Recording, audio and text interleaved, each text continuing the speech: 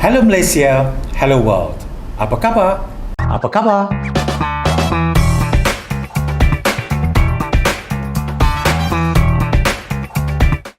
I'm Raju Shahrul, your host. Today, I'll be making this interview via online due to the current CMCO situation. ECM Talk is back with a new topic for this week. It's okay to not be okay. Topic sounds familiar? To all Netflix South Korean movie series fans, I'm sure it does, right?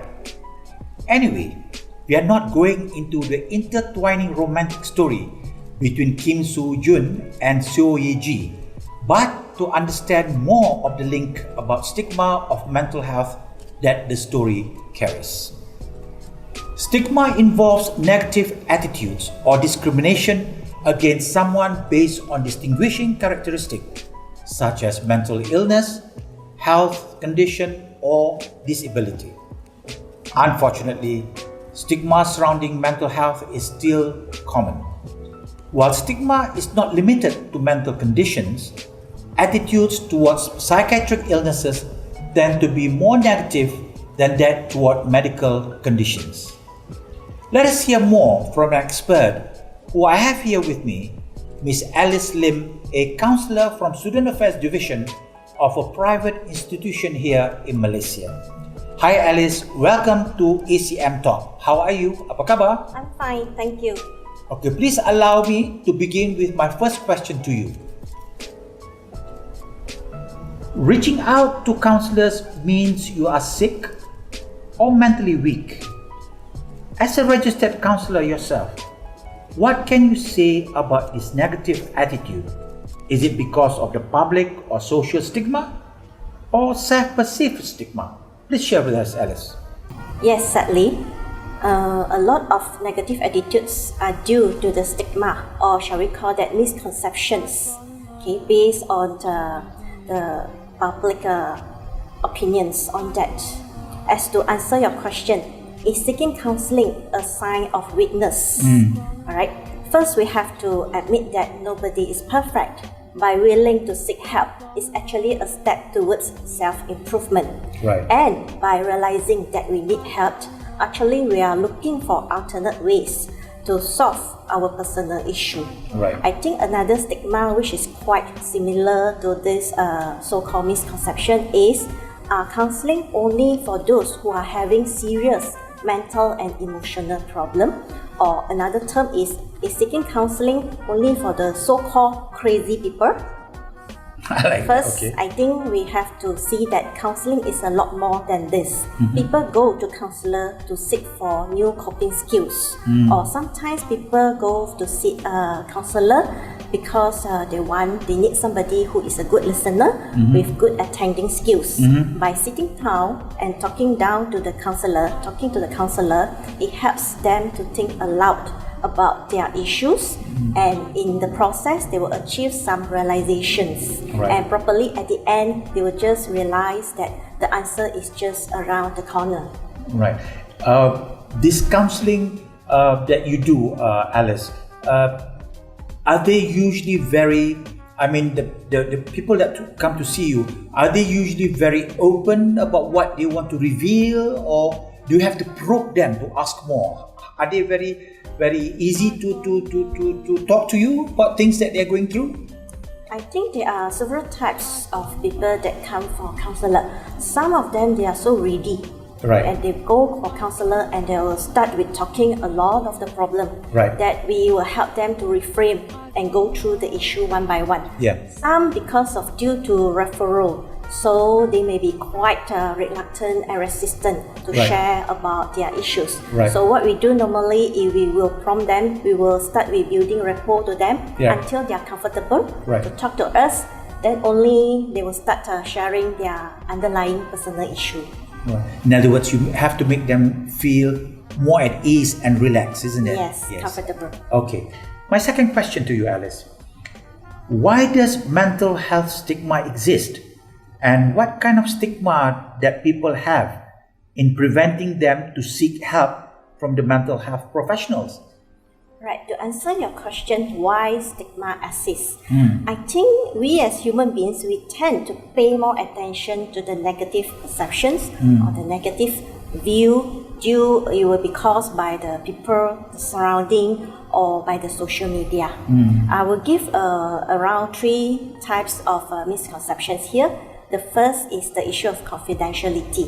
Right, if I see my counselor, will my family or my friends know about the secret that I have told my counselor? Yeah. The second, we can go to, I tend to think that a counselor will try to fix my problem or just trashing me, throwing me a lot of advice. Right. The third is it, I think it's totally feel weird to talk to a total stranger when I just meet him or her for the first time. Yeah. Okay, we go back to the first issue of confidentiality. Right. I think all registered counsellors are bounded by the Code of Confidentiality, that is set by the Lembaga Counsellor Malaysia. Yeah. That means we treat our client with the strictest code of confidentiality. Right. Exceptions are made only if there are serious harm imposed by the person himself to the others or if it's required by the law. Right. The second thing is, I think counselor will try to fix my problem or throw me a lot of advice. Okay, as we know that counseling is not only one session where it's like cooking instant meal, right? That we will go through several sessions with the client, Yes. right? And in the process, we will do something like exploring their problem. We go through several options, okay? And then at the end, we discuss some coping skills, and then we choose. We let the client choose which one suits him the best. Right. The third is, we look at the issues of feels weird to see the counselor. Why not we look at it this way? Sometimes it feels more comfortable and better to talk to a third party who is neutral and non-judgmental. Right. Right? Like counselors, that's the way we study, that's the way we're being groomed to have personal qualities such as neutral, non-judgmental, unconditional acceptance, genuine, and even empathy. So in the process, that client will actually feel very comfortable to talk to us because we provide them with a very therapeutic environment to talk as they pour out their deepest secret to us. Okay. Now you were saying earlier, Alice, about having a third party involved in that counseling session. Do they normally come in together between you and client, or do they go separately to see the client? Actually, I was referring to they have this misconception to see counselor. So therefore, they might go and sit for their friends or their family members who may be quite judgmental towards them because they know them more. Right. They might start trashing out the advice. Okay. I'm talking about where there's an issue of confidentiality and it feels better to talk to a stranger, which may be the counselor at the first place. Okay. Because counselor, we have this personal qualities such as non-judgmental, genuine, and empathy. That means we don't judge their story. We judge less, but we listen more.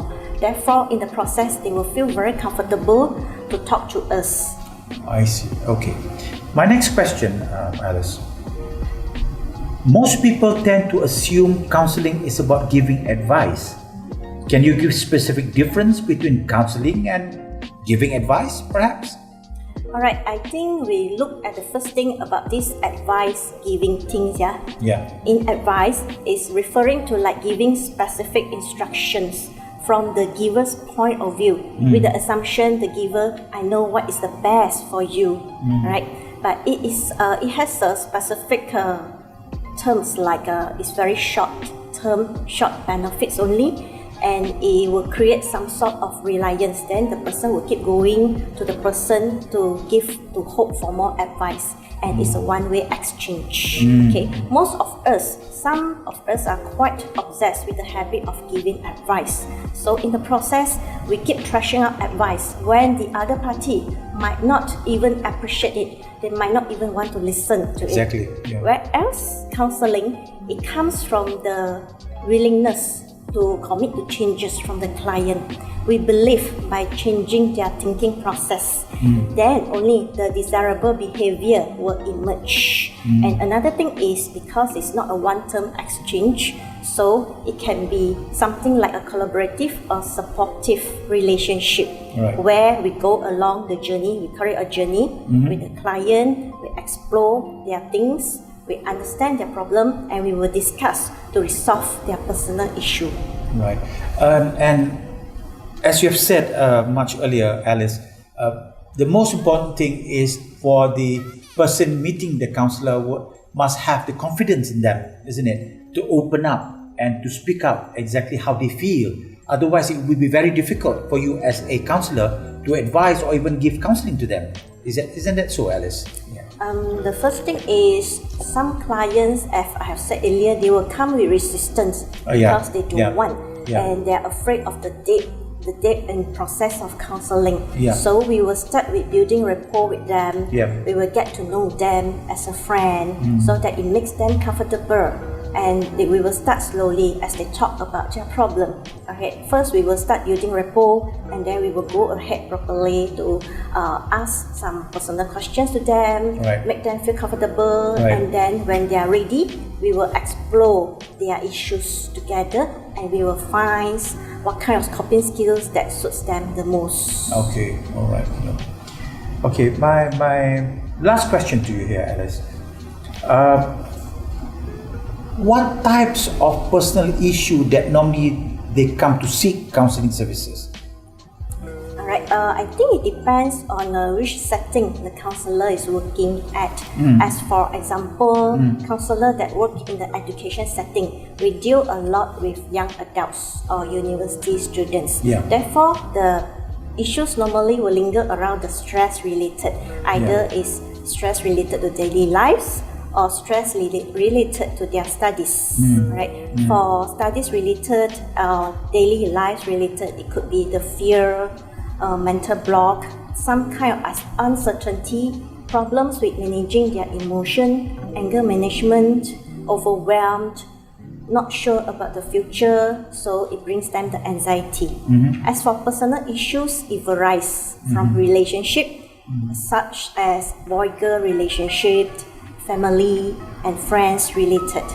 Besides doing individual counseling, we do a lot of group counseling, and we organize mental health related program because we want to advocate the importance of mental health to the young adults. Besides that, we are doing peer helpers. That means we train a group of students with the basic counseling skills so that they are able to help their friends and provide them with a very safe and therapeutic environment for them to talk about their problems, because sometimes they don't come to counselor, they might feel safer to reach to their peers around their same age. Yes. Okay, what would be your last advice, Alice, for people seeking counseling? Okay, I don't call it advice, but my last message is, as much as physical health is very important, so does mental health is equally important to us as well. Because when we will see the doctor when we are feeling very unwell, all those things, but poor mental health will negatively impact on physical health as well. Therefore, please take your mental health seriously. Alright? Because a good mental health at the end, it was seen through the way we handle the stress, the way we relate to others, and by making choices throughout our life. Right. It takes a qualified and experienced counselor like Ms. Elslim to give a better insight on this subject matter. Basically, my brief summary from Alice sharing on ways which one should cope or deal with stigma, I put it in bullet points. First, get treatment. Second, don't let stigma create self-doubt and shame. Third, don't isolate yourself. Fourth, don't equate yourself with your illness. Fifth, join a support group. Sixth, get help at school. 7. Speak out against stigma. Once again, thank you, Alice Lim, for giving us a better perspective into understanding the stigma on mental illness. Please don't forget to like, share, and subscribe to Edu Channel Malaysia. Thank you. Kindly be reminded to adhere to the SOP at all times. Don't forget your mask and sanitizer. Until we meet again in our next program, take care and stay safe. Jumpa lagi.